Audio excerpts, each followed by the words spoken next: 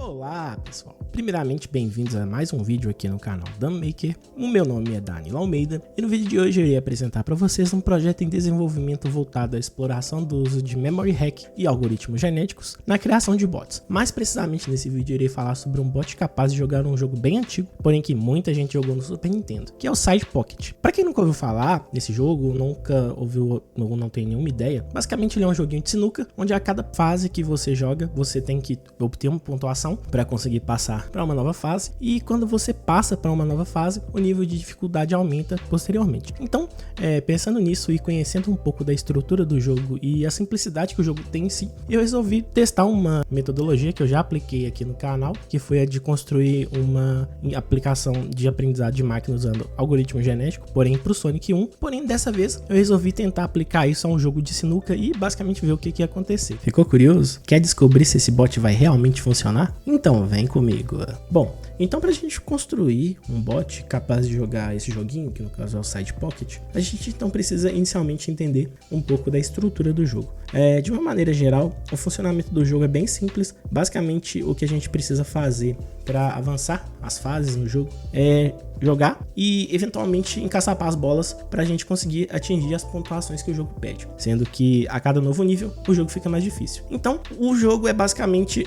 acertar as bolas dentro das caçapas e eventualmente fazer uma pontuação. É mesmo? Poder executar esse movimento, no caso, para a gente conseguir construir um bot capaz de fazer essas ações, a gente precisa entender como esses dados estão entrelaçados, que no caso seria a questão do ângulo que o taco tá, ou seja, a posição do que o ângulo vai fazer o disparo da bola, a força que o taco vai exercer sobre a bola, que no caso vai referenciar diretamente a distância que a bola vai percorrer, e a quantidade de bolas que estão na mesa e a quantidade de tacadas que você pode executar. Então, como eu disse anteriormente, uma jogada dentro do Side Pocket é estruturada da seguinte forma. Inicialmente a gente define dentro de um determinado ângulo, que no caso é representado aqui por essa bolinha branca, a posição, ou seja, de onde o taco vai fazer a jogada. Então, quando a gente determina esse ângulo, que no caso eu determinei apontando para baixo, eu tenho uma outra informação que é referente ao nível de força que o taco tem que executar, ou seja, se ele vai jogar a bola com muita força ou não. E isso vai influenciar em várias coisas, como por exemplo a distância que a bolinha vai percorrer e também as outras bolas que ela vai acertar e a força que ela vai exercer sobre essas bolas quando a bolinha branca acertar elas. Então, quando eu determino essa força, eu executo a tacada e executo a minha jogada, que pode eventualmente acertar bolas ou não. Feito isso, eu vou para uma próxima jogada e executo esse processo de forma iterativa até que a quantidade de jogadas que eu possua seja menor que a quantidade de bolas que tem na mesa, o que significa que eu perdi a jogada, ou eu finalize preenchendo e colocando todas as bolas dentro das suas respectivas caçapas. Bom, agora que a gente entendeu mais ou menos como funciona a estrutura do jogo, a gente então precisa, para criar o nosso bot e conseguir aí depois colocar uma certa inteligência nele, entender alguns parâmetros e coletar informações do jogo para que a gente consiga alimentar o nosso bot de uma tal forma que ele consiga aí estar fazendo as jogadas sem a minha necessidade de intervenção. Então, para a gente poder estar fazendo isso, a gente vai selecionar alguns parâmetros do jogo. Primeiramente, eu preciso saber a questão da quantidade de bolas que existem dentro do jogo. Eu preciso saber a quantidade de jogadas que eu ainda possuo e eu preciso também coletar informações referentes ao ângulo que o taco vai estar posicionado e a força que vai ser exercida pelo bot quando ele for fazer uma jogada. Para a gente poder estar coletando essas informações, basicamente existem duas estratégias que podem ser adotadas. Na primeira estratégia, a gente trabalharia com processamento digital de imagens, que é uma abordagem mais cara computacionalmente, já que a gente precisa esforçar o computador bem mais, pois você vai ter que processar o vídeo do jogo mesmo em tempo real e através desse vídeo extrair as informações que você precisa. Já no segundo caso, que seria a parte mais voltada ao memory hack, o que a gente vai fazer é basicamente entender como os dados estão alocados dentro do jogo, já que o jogo nada mais é do que um programa de computador e todo programa tem suas variáveis, memória e tudo mais. Então, basicamente o que a gente vai fazer conhecendo essas informações, extrair esses endereços de memória, passar esses endereços para o nosso bot e a partir daí a gente consegue manipular essas informações em tempo real. No nosso caso desse vídeo, a gente vai estar optando por fazer dessa segunda opção, por ser uma opção menos cara computacionalmente, porém um pouquinho mais complexa de ser encontrada, já que como você vai estar manipulando a memória do jogo, você precisa entender alguns conceitos relacionados aí à extração de dados via memória. Por coincidência, ou nem tanto, eu produzi alguns vídeos aqui no canal mostrando como você consegue coletar essas informações e vocês podem assistir esses vídeos porque eu vou deixar eles na descrição do vídeo e são vídeos bem simples onde eu mostro aí estratégias simples para você conseguir coletar informações de um determinado jogo que está rodando no seu computador. Bom pessoal, então partindo agora um pouco para a parte do Memory Hack em específico, o que a gente vai fazer então é entender como o jogo funciona. Basicamente então, como eu tinha falado anteriormente, a gente vai precisar das informações referentes à quantidade de tentativas, o ângulo que a bola está em relação ao taco, a força que vai ser exercida quando a gente executar a atacada, a quantidade de bolas que foram encaçapadas e por fim, e que foi uma necessidade que eu vi depois que eu estava implementando, eu preciso saber quando a bola está em movimento, para que dessa forma eu consiga estruturar o bot para que ele execute uma jogada apenas quando o jogo estiver em modo de espera de jogar. Então, para facilitar um pouco e deixar o vídeo um pouquinho mais rápido, eu fiz uma colinha aqui dos endereços que eu vou precisar. No meu caso aqui eu estou utilizando os SNES, porém você pode tentar aí com outros emuladores. Só que na prática é que muito provavelmente você vai precisar estar aí coletando esses endereços de memória. Basicamente então, como que o bot vai funcionar? Como eu tenho aqui o endereço referente à quantidade de força, ao ângulo da tacada e os dados referentes aqui às bolas encaçapadas, e a quantidade de tentativas que eu tenho, o que eu vou fazer é basicamente estruturar uma inteligência capaz de, usando a informação referente à quantidade de bolas e a quantidade de tentativas, dizer se uma determinada jogada foi boa ou ruim. E com base nessa informação, eu consigo ali estipular se o meu bot está indo bem ou mal mediante a jogada. Então, basicamente o que a gente vai utilizar para construir a nossa inteligência com essas duas informações, e para poder o bot jogar, eu vou utilizar essas outras três aqui, que no caso vai ser a informação referente ao ângulo que a bola vai ser jogada quando eu configuro aqui. Então, por exemplo, se o meu bot quer executar uma jogada no ângulo de 80 graus, supostamente, e exercer uma força de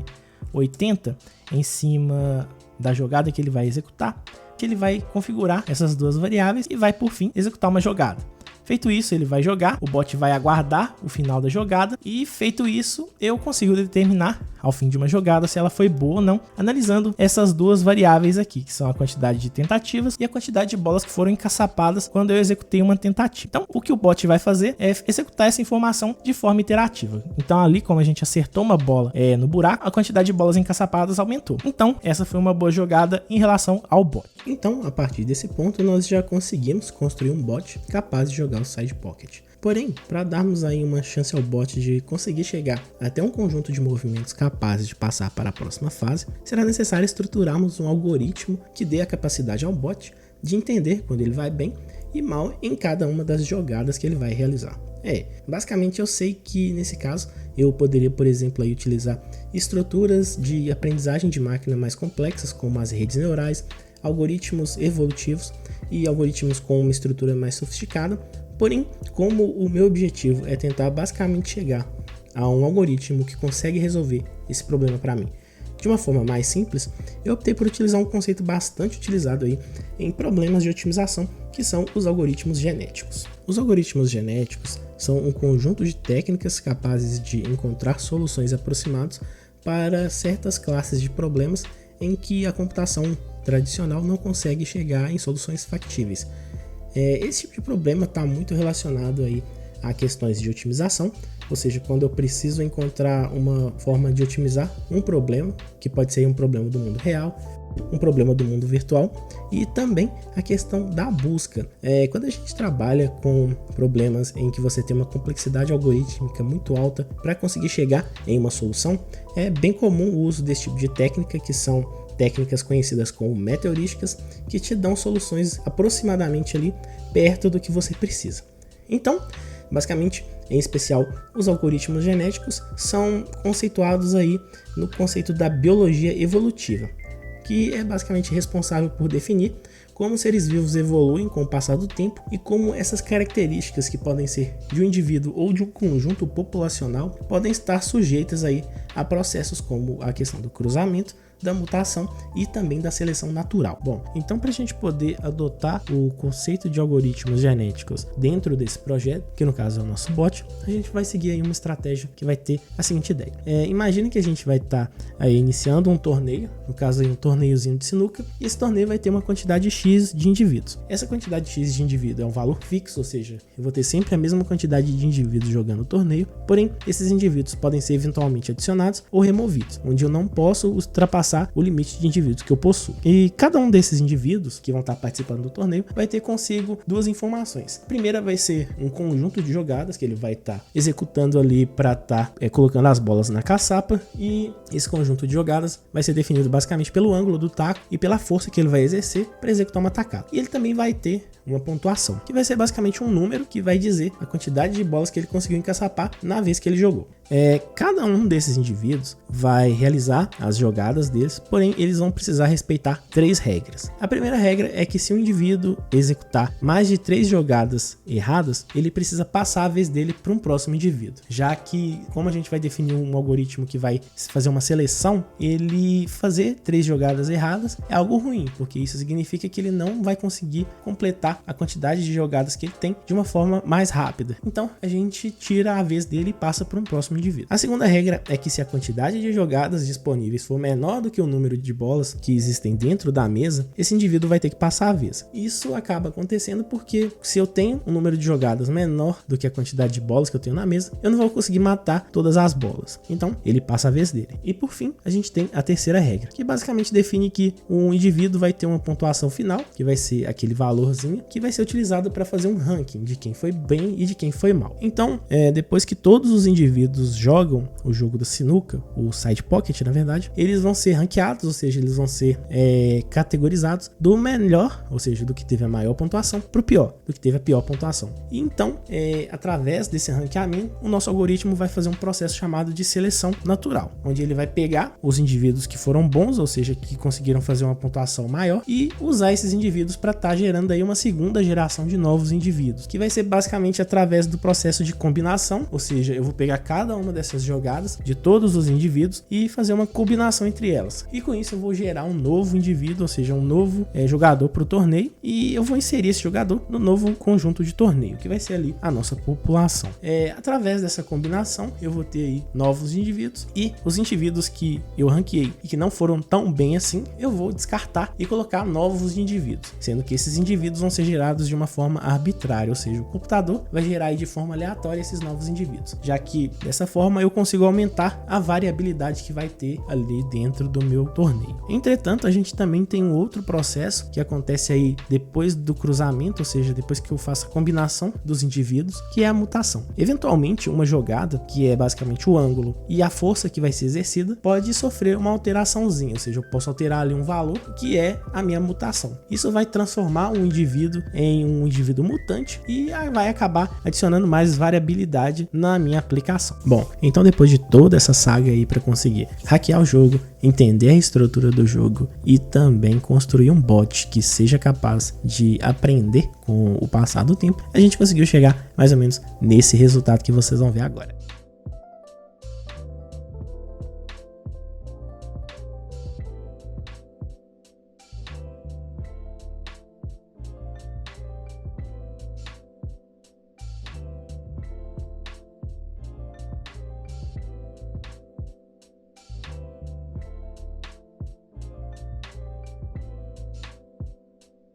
Eu sei que inicialmente o projeto não teve um resultado tão bom quanto eu esperava, porém, como se trata de um projeto que eu ainda estou melhorando e aperfeiçoando, eu acho que eu vou conseguir chegar ali em uma solução mais ou menos próxima da que eu cheguei no Genetic Sonic, que é um vídeo que eu fiz e que está disponível aqui no canal. Então, de toda forma, eu gostaria de ter compartilhado esse projeto com vocês,